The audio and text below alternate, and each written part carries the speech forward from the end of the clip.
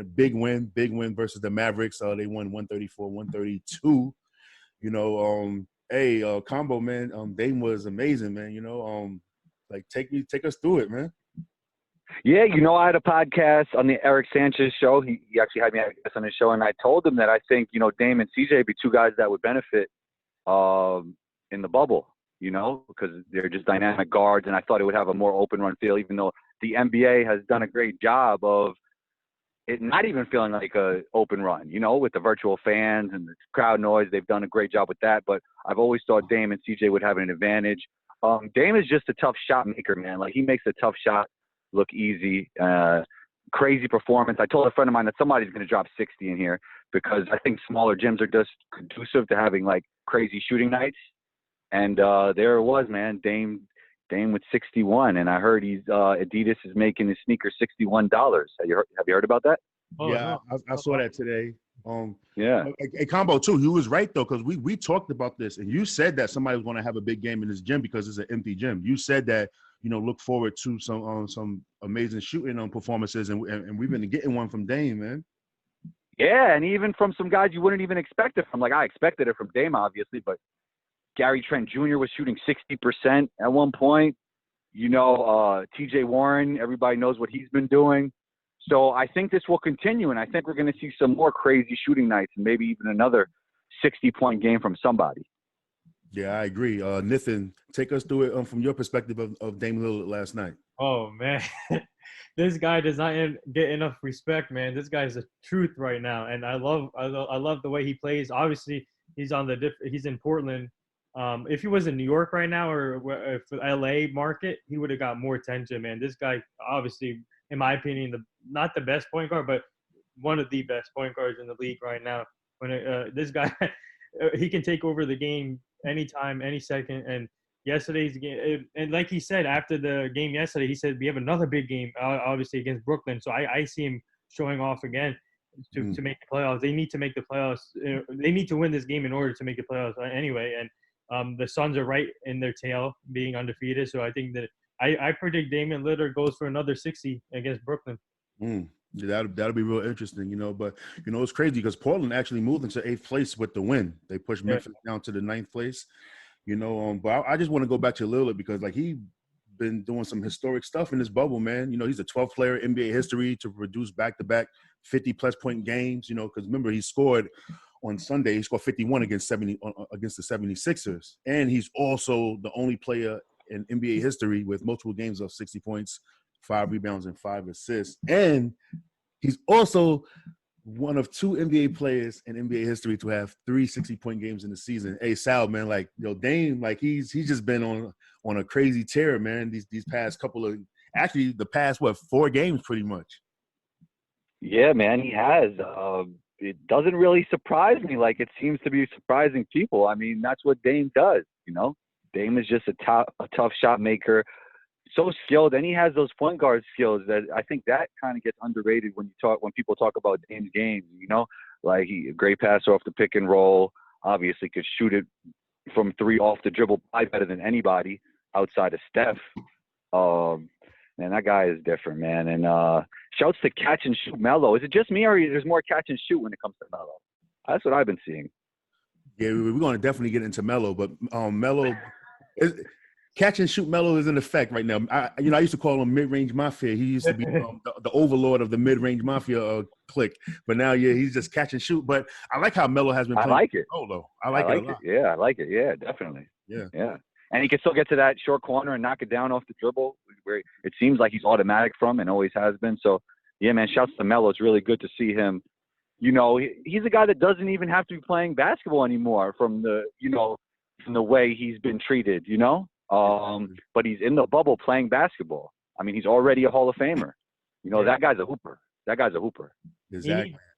Speaking of Melo, obviously you said you're going to get to Melo, but Melo needs a championship ring. So I feel he needs to go.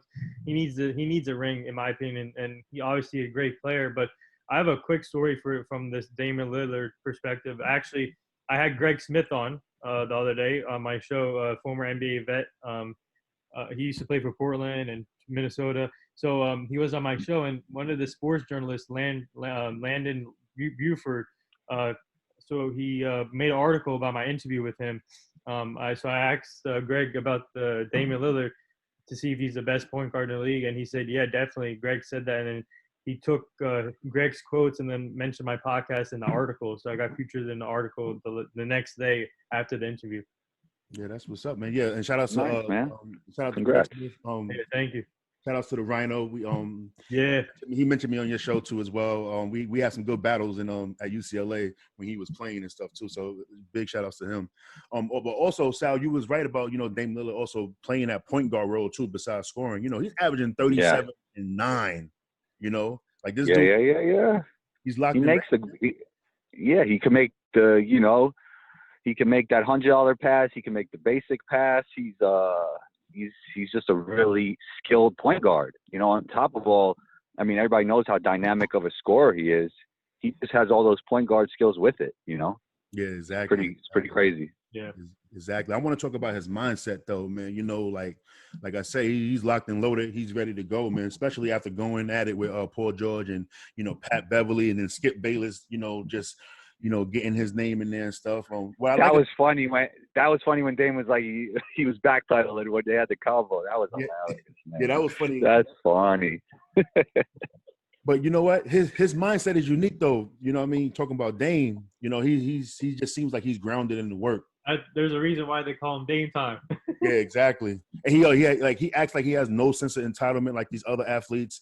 He's humble, but he will kill you. He has zero. And he's a better rapper than all of them. Oh yeah, facts. For real. I like his album, man. His album is fire. Yeah. His album is fire. And I like how he just doesn't run or hide from a challenge, man. You know what I'm saying? He don't want to be handed the reins. He's willing to go through it and stuff. Like he got that old NBA mindset. He ain't trying to be friends with anybody. If you're not with him, you're against him, and he'll go at anybody. He got that Kobe Jordan type of assassin mindset. You know what I mean? Definitely. I agree. Yeah. And he doesn't back down on Twitter either. So. Yeah, exactly. Exactly. Now Dame is not backing down no matter where he is. Twitter, in real life, on the court, Instagram, on an interview. Yeah. That guy won't back down. That guy's tough, man.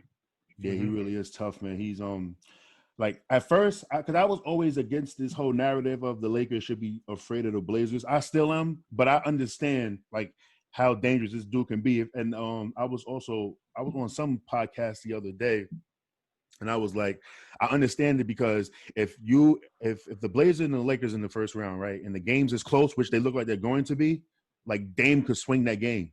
Right. He can take you out.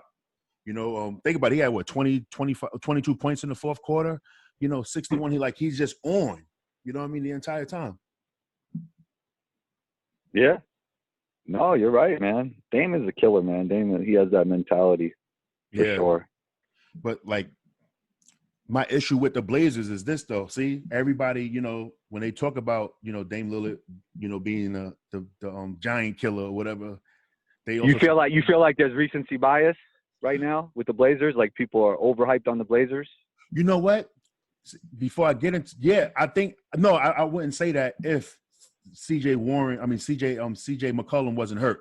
You know what I mean? He got a bad back injury. He got on two fractured little vertebrae in his back right now. I know. I saw a tweet that it was basically saying that everybody's overlooking that. Yeah, so we can't overlook that because if CJ's on and Dame is on it like he is right now, then they're tough because they do got the size. You got Whiteside coming off the bench. You got Big Nurkic. Nurkic. Starting. Yeah, he changed the whole dynamic of their whole team. Nurkic. Yeah, exactly. He looked a little fatigued though. He do look a little fatigued, so that might. Yeah. Well. Yeah. Him fatigued is better than no him. That's a fact too. That's a fact. And they hungry, man. They taking on the mindset of their leader and they ready to go, man. But yeah, let's move on to Carmelo Anthony, man. You know what I'm saying? Because something that just can't be overlooked. Dame hit 61, but Melo was great too. He hit big shots. He made some dope defensive plays, Sal, all night. He had 26 and 8.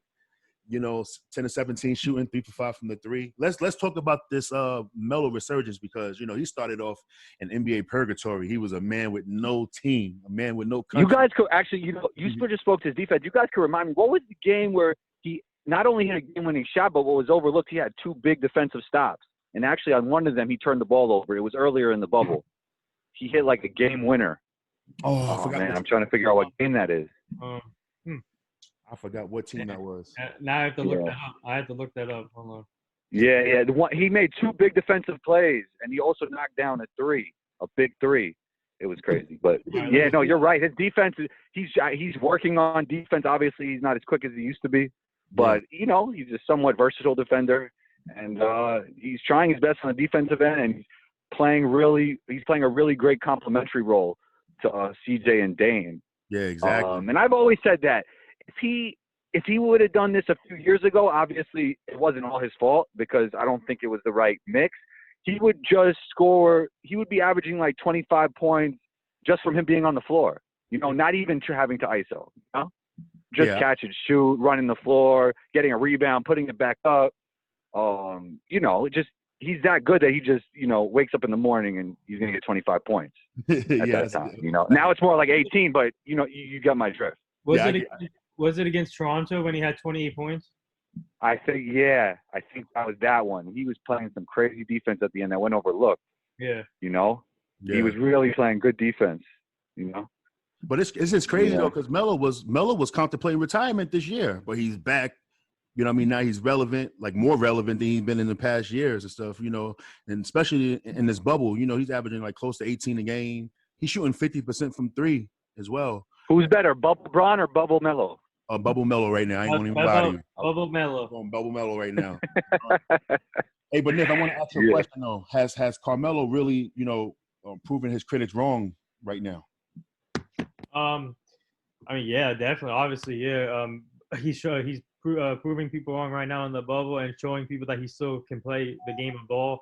And obviously, and it didn't end well in New York, but or the other teams he played for. But I think with playing with Dame and obviously CJ's hurt, but when playing with him, I think he's getting the right opportunities now, and they're playing him right in Portland, and especially playing with a great point guard. And he's getting his opportunity and he's showing it. And there's a rumor going on. I don't know, it's too early to tell, but there's a rumor going on that he wants to finish his career back in New York before he calls it.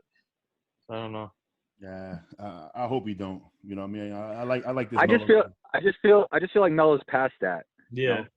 Yeah. But obviously it's what he wants. So if that's what he wants, if that's actually true, then I'm all for it. But Exactly. So talking about Dallas, though, Porzingis was balling too. 36 points. He made 7 out of 9 threes.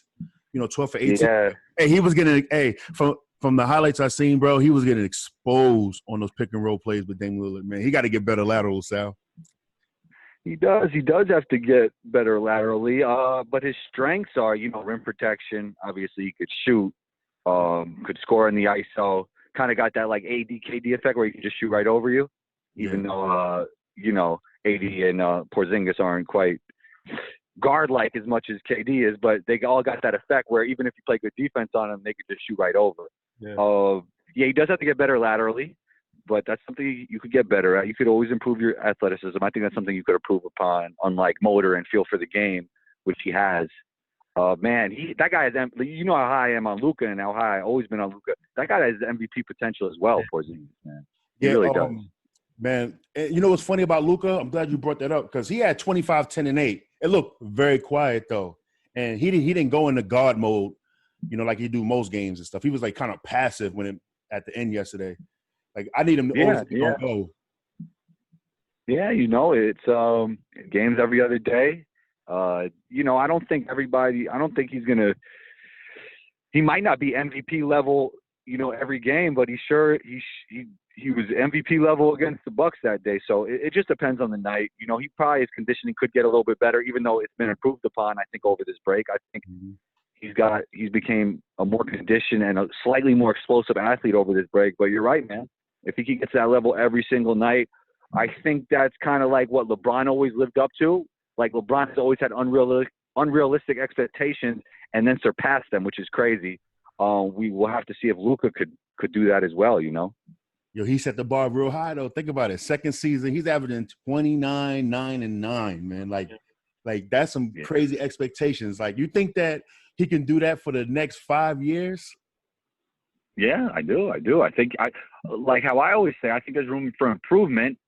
As a shooter, there's room for improvement, and just him as an athlete, there's room for improvement, and conditioning as well. So yeah, he could get better. There's some room for improvement there. So I think he could do what he's doing now and more.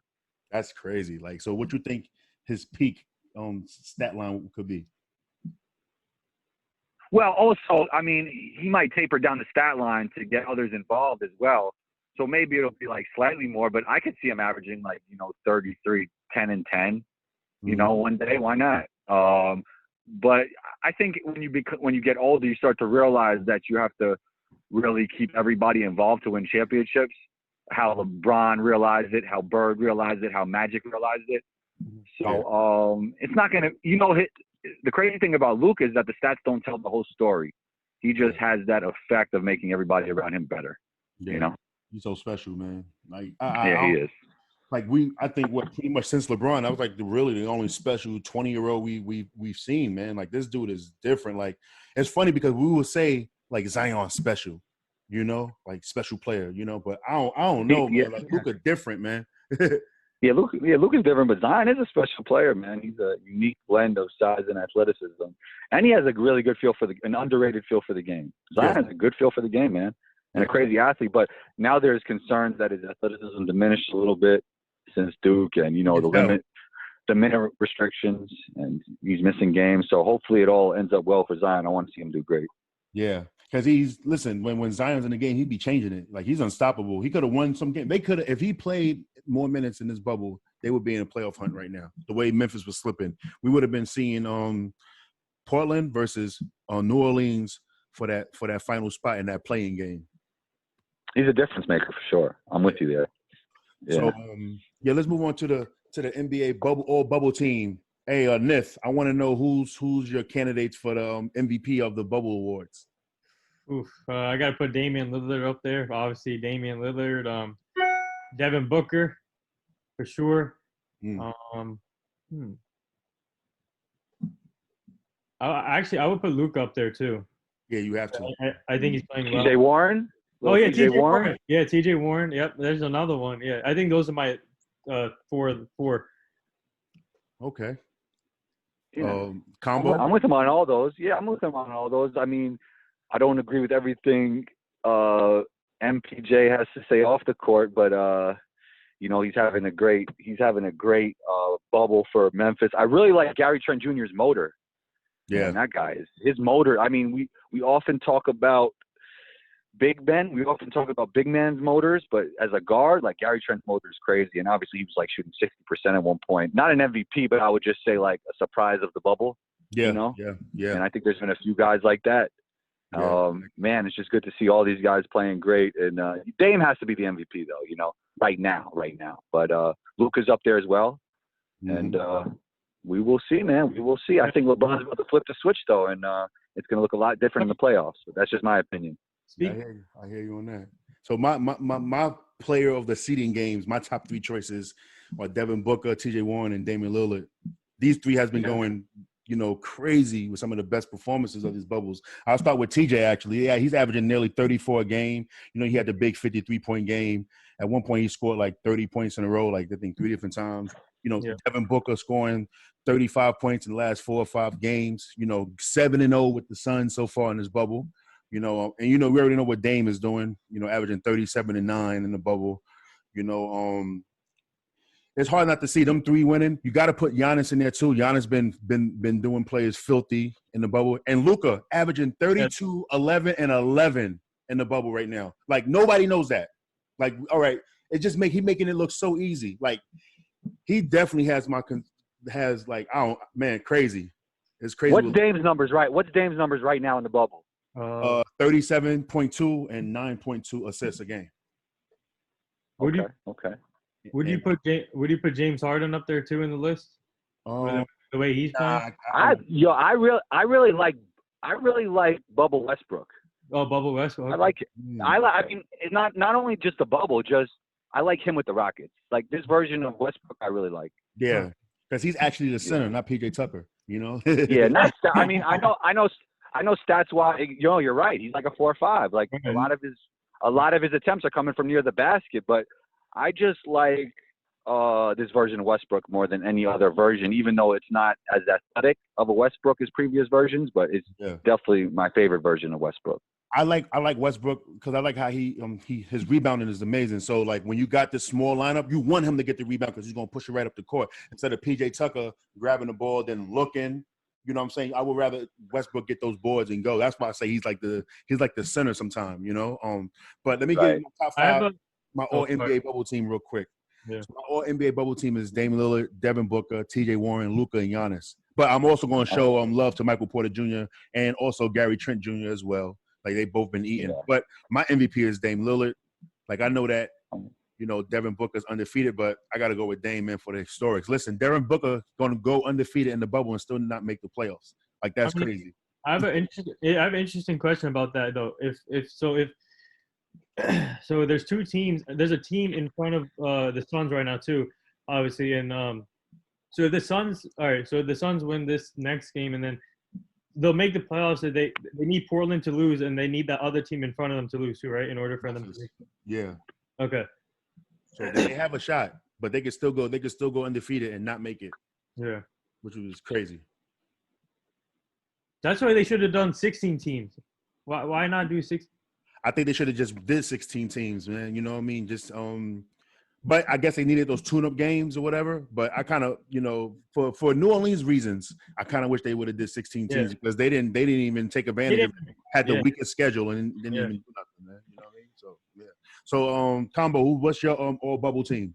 Your top 5 and your MVP? Oh, I'll go Damian Lillard MVP, Luka, T.J. Warren, Devin Booker. I didn't have this written down, by the way, before we just, but a little teaser. But, yeah, those 4 guys, I like the way Gary Trent Jr. is playing. I wouldn't say he's like the all-bubble team. I'll go. I will put him in there for you. Yeah. So, yeah, there we go. That's 5, right? What about Michael Porter, though? Michael Porter Jr. Yeah, I mean, he's probably playing at a higher level than Gary Trent, to be honest, even though Gary Trent is doing great, man. He's that guy. I mean, Mike Malone's going to have to decide if he's going to start him at the 3, He has to. It's a tough decision, but he's up there, and he gives their team, I mean, him and Bol are the future of the Nuggets, and he gives, like, if those guys develop in the right way, they're legitimate title contenders, Mm-hmm. Like I've been saying this for like the last 2 weeks, man. They just don't rush Bol. Put him on that Giannis plan, that strength Giannis program. Whatever Giannis did to get strong over these past like 5-6 years, that's all Bol got to do. He just got to build, and he's still a rookie next year, so he'll still be classified as a rookie next year. What's interesting? They're not going. Yeah, what's interesting? He's more skilled than Giannis too. I mean, obviously he's not the athlete, but he's more skilled. Yeah. Good point. Not saying he'll ever be the player Giannis would. I'm just saying he's more skilled, Yeah, no, I understand. I just want him to bring him up slowly. Don't rush him. Don't put no unnecessary bulk on him. Just build him slow because his body's not going to fill out like that, man. But he could definitely get stronger. The crazy thing with Bol though was he was 230 at Oregon, but then he got hurt and he lost like 20 pounds. So that was weird. At Oregon, he looked like the best player on the court by far. The games that I saw, Yes. I thought he was really good. I was confused when he went 44th. Like I understand, the injury concerns, but once you see a player like that slip to early second round, you should take him. You should take him early second round. I don't understand how he slipped that far in the second round. That was kind of crazy to me. And I mentioned it on a podcast way back then. Yeah, you did. Episode 90. Yeah. Combo's cool. Combo's Sure. Cool. So, yeah, man, before we get out of here, though, man, what's next, man? What we looking for next, man? Like, what you got from Dame coming next? Do we got another 60 coming? Do we even have a 70-point game coming? What's up? I said. I don't know. Yeah, go ahead. I say 60. I say 60 points again for Dame against Brooklyn. The only thing is if they blow Brooklyn out, would they rest Dame at the end? That's what that would be the only concern for that. But yeah, man, I think somebody's gonna have a 60-point game. I always thought that this style, this bubble, smaller gyms is conducive to a crazy shooting game. So we'll see a 60-point game, I think, from somebody before this is all over. Yeah. I'm still surprised that Luka's averaging 32, 11, and 11. I didn't even know that. But yeah. What should I name my top 5? Yeah, go ahead. Yeah. For me it's Luka, Damian Lillard, Devin Booker, Westbrook, and then I'll put Michael Porter Jr. in there. I like that you got Westbrook in there. I was never high on Westbrook as much as others were in the past, but now as I mentioned before, I really like him. I really like the Houston Rocket Westbrook, man. So I appreciate you having him in the top 5, man. That's pretty cool. That's what's up, though, man. But yeah, thanks for coming on the show, Nith and Combo. Hey, Combo, let them know how they can reach you, and then after Nith, let them know how they can reach you, man, on social media. You can find me on Instagram at 12combo. That's ONETWOCOMBO. Combo's Court Podcast, wherever you listen to Combo's Court, wherever you listen to podcasts, Spotify, iHeartRadio, Google Play. Daniel, as I should say, thank you for having me on the show. You're a longtime friend, and I really appreciate you having me here. And I've seen so much growth with you as a podcaster. It's really been amazing to watch. And I wish you all the success in the world. And hopefully we could record again soon, man. Yes, sir. Of course. You know we're going to record again soon, brother. You already know. Yes, sir. Yes, sir. Nith? So you can find me on Instagram. It's called the NR Hour _, and then Twitter, the NR Hour _, same thing. And Daniel, as always, thank you again for letting me come on your show. And we're all going to do this again and record again, and we should add more people to this podcast. So it's awesome. Yes, sir. Yes, sir. Keep up the great work, and just keep inspiring people. That's it. All right, thank you very much, man. Y'all know y'all can find me on Instagram and Twitter at Daniel Artest Pod. You can hit me on the website, www.danielartestpodcast.com. And, Facebook, we got the group, the Daniel Artest Podcast. And with that being said, man, we out, man. Stay safe. Stay sanitized. And, peace. Talk soon. All right, thank you.